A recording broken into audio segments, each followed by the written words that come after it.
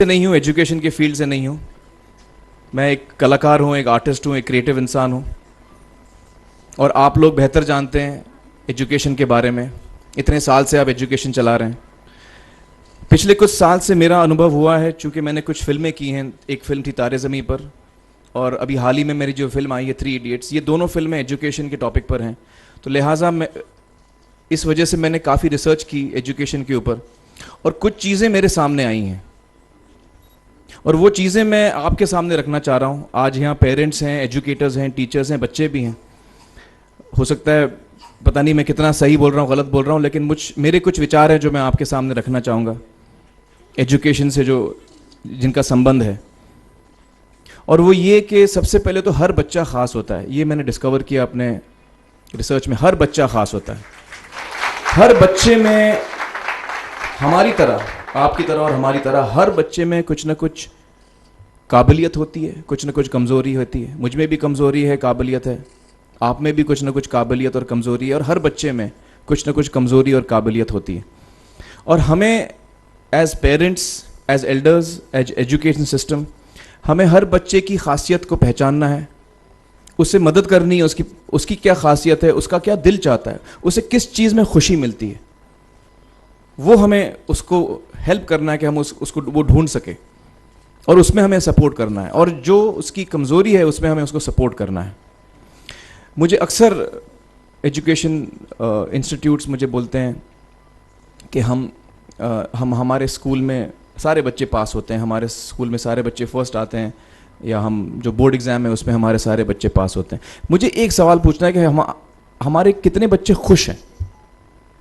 सबसे बड़ा सवाल मेरा ये है, how many of our children are happy. और वो जो हैप्पीनेस कोशेंट है ना, वो मेरे लिए सबसे अहम है। क्योंकि देखिए, पढ़ाई लिखाई तो हम सीख ही लेते हैं। जब मुझे कोई चीज़ सीखनी होती है तो मैं कुछ ना कुछ करके सीख ही लेता हूँ। हमारी फिल्म 3 इडियट्स जब रिलीज़ होने वाली थी, रिलीज़ से पहले हमने कई स्क्रीनिंग्स रखे थे, टेस्ट स्क्रीनिंग जिसको हम कहते हैं, जिसमें कि हम ऑडियंस जैसे आप लोग हैं उनको बुलाते हैं, फिल्म दिखाते हैं, उनसे पूछते हैं कि फ़िल्म कैसी लगी। ऐसे एक टेस्ट स्क्रीनिंग हमने किया था। बम्बई में एक फैक्ट्री में कारीगर लोग काम करते हैं, तो करीब 25-30 कारीगर आए थे उस स्क्रीनिंग में। स्क्रीनिंग के बाद उनका एक कारीगर था, उसने मुझसे एक सवाल पूछा। उसने मुझसे ये पूछा, आप लोगों ने फिल्म देखी है 3 इडियट्स? उसमें उसने मुझे एक सवाल पूछा जो बहुत कमाल का सवाल था। उसने मुझे ये सवाल पूछा कि सर, पिक्चर के अंत में हमें पता लगता है कि आप तो रणछोड़ दास थे ही नहीं, रैंचो तो थे ही नहीं आप, तो सर्टिफिकेट तो आपको मिला नहीं, वो तो जावेद जाफरी को मिल गया। तो आप इतने बड़े साइंटिस्ट कैसे बन गए? इतने बड़े पेटेंट्स, 400 पेटेंट्स, जापानी लोग आपके पीछे पड़े हैं, तो आपको सर्टिफिकेट तो मिला नहीं, तो आप इतने बड़े साइंटिस्ट कैसे बन गए? बहुत ही अहम सवाल है ये, बहुत ही इंपॉर्टेंट सवाल है। और ये जो मुद्दा है उसके हार्ट में जाता है ये, कि जब मैं एग्जाम के लिए रट के जवाब देता हूं और वो जवाब में मुझे नंबर मिलते हैं और मैं पास हो जाता हूं, तो मेरे हाथ में एक पर्चा आता है जो मुझे कहता है कि मैं पढ़ा लिखा हूं। लेकिन वाकई में पढ़ा लिखा हूं या नहीं, ये अभी तक हमको श्योर मालूम नहीं है। लेकिन जब आप नॉलेज चाहते हैं कि आपको मिले, विद्या मिले आपको, तो फिर वो कागज़ का मायने कुछ होता नहीं है। तो मैंने उसको जवाब में 2 सवाल पूछे। मैंने बोला उसको कि भैया, आपको क्या लगता है मैं अच्छा एक्टर हूँ? उसने बोला हाँ, देश भर में आप सब लोग मानते हैं आपको, आप अच्छे एक्टर हैं। मैंने उससे कहा कि भैया, मेरे पास कोई सर्टिफिकेट नहीं है जो कहता है कि मैं अच्छा एक्टर हूँ। मेरे पास कोई कागज़ नहीं है जो मुझे बोलता है कि मैं अच्छा एक्टर हूँ।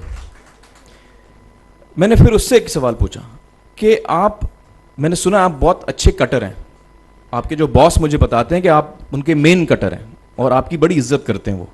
आपके पास कोई पर्चा है, सर्टिफिकेट है जो मुझे बताता है कि आप कटर हो? उसने बोला नहीं सर। तो मैंने बोला आपका जवाब आपको इधर ही मिल गया। Education is beyond marks, education is beyond grades, education is what you learn. और मेरी इच्छा है कि हिंदुस्तान में हम एजुकेशन को इस नज़रिए से देखें कि हम अपने बच्चों को वाकई शिक्षा दें। और शिक्षा हम खुशी से दें, क्योंकि शिक्षा में सिर्फ ज्ञान नहीं होता, शिक्षा में एक और चीज़ मिली हुई होती है, वो ये है कि हम अपने बच्चों को डेवलप करते हैं एज ह्यूमन बींग्स। आगे चल के वो ज़िंदगी में अच्छे इंसान बने, आगे चल के वो अपने पैरों पे खड़े रह सकें, आगे चल के वो इज्जत की ज़िंदगी जी सकें, आगे चल के वो दूसरों के बारे में ध्यान रखें, आगे चल के वो किसी के चेहरे पे मुस्कुराहट ला सकें, आगे चल के वो किसी की मदद कर सकें। This is what we should develop of our children. ये मेरी फीलिंग है। मैं जहाँ भी देखता हूँ, ये मेरे साथ भी हुआ है जब मैं छोटा था। जब से हमारे बच्चे छोटे होते हैं, जब से बच्चे पैदा होते हैं, बच्चा घर आता है, हम बच्चे को पूछते हैं भाई मार्क्स कितने मिले, फर्स्ट आया कि सेकंड आया? वो बोलता है सेकंड। सेकंड आया तो अरे फर्स्ट नहीं आया, डांट पड़ती है उसको। जो बोलता है मैं 10th आया तो उसकी तो हालत ही बुरी हो जाती है। बच्चे को लगता है यार ये फर्स्ट आना बड़ा ज़रूरी है।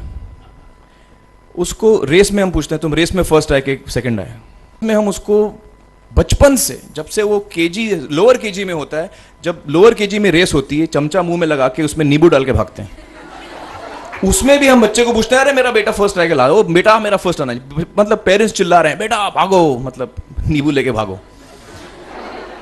तो उसमें होता क्या है कि बच्चे को लगता है कि यार ये बड़ा जरूरी है। मेरे पेरेंट्स को हमेशा, मेरे पेरेंट्स मुझे एक ही सवाल पूछते हैं, मैं फर्स्ट आया कि नहीं। उसके जहन में ये बात बैठ जाती है कि मेरे को अव्वल आना है, मेरे को compete करना है, मेरे को बाकी लोग से आगे निकलना है। टीचर्स भी यही सवाल उसको पूछते हैं आमतौर पे, मेरे साथ हुआ है। होता क्या है कि जब वो बच्चा 21 साल का होता है तो वो बड़ा सेल्फिश हो जाता है, और उसको सेल्फिश हमने बनाया, हमारे सिस्टम ने बनाया। वो अपने बारे में सोचता है और किसी के बारे में नहीं सोचता है, क्योंकि यही हमने उसको ट्रेन किया है बचपन से।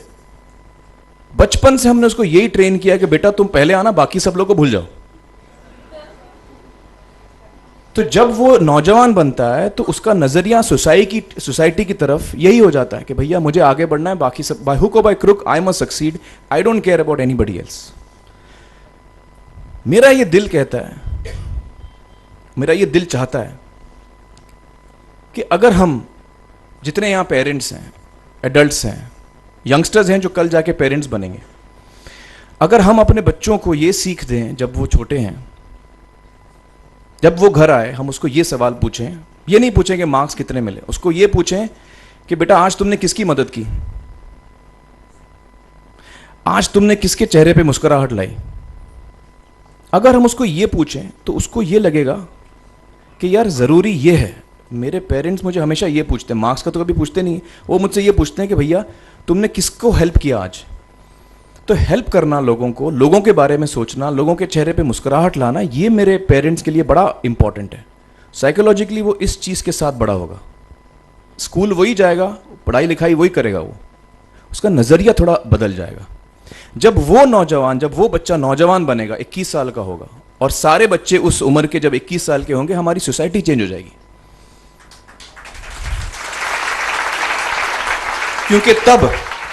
क्योंकि तब हमारी सोसाइटी में ऐसे नौजवान होंगे जो खुद के बारे में नहीं सोच रहे हैं, दूसरों के बारे में सोच रहे हैं। तो मुझे लगता है कि सबसे बड़ी चीज़ जो हमारे एजुकेशन सिस्टम में मैं देखना चाहूँगा, जो मैंने अपने स्कूल लाइफ में नहीं देखी, कि हमको ये अहमियत इस पे दी जा रही है कि हम अपने आसपास के बच्चों को कितना हेल्प कर रहे हैं।